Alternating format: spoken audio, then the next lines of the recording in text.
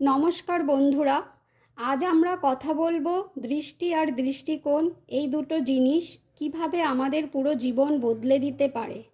আমি একটা ছোট উদাহরণ দিয়ে শুরু করছি।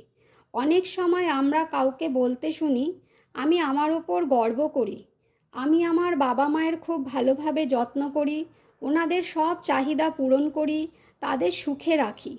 শুনতে খুব ভালো লাগে, তাই না? কিন্তু একটু ভেবে দেখুন, এখানে আসল দৃষ্টিকোণটা কী? যে বাবা মা তাকে জন্ম দিয়েছেন, বড় করেছেন, জীবনে সব কিছু শিখিয়েছেন, তাদের জন্য কিছু করা কি গর্বের বিষয় নাকি দায়িত্ব? এটাই দৃষ্টিকোণের পার্থক্য। এবার প্রকৃতির দিকে তাকাই। আপনি কি কখনো দেখেছেন কোনো গাছ ফল ধরার পর মালিকে বলে, আমি তোমাকে ফল দিচ্ছি? না, কখনো না। কারণ গাছ জানে এই ফল আসলে মালির পরিশ্রমের ফল, তাই সে নিঃস্বার্থভাবে সব ফল অর্পণ করে। এই হলো প্রকৃতির দৃষ্টিকোণ।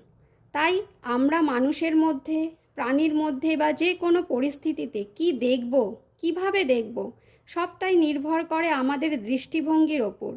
যদি আমরা আমাদের মনে ভালো চিন্তা রাখি, সবাইয়ের কল্যাণ কামনা করি, তাহলে আমাদের জীবনও ধীরে ধীরে সুন্দর হয়ে উঠবে।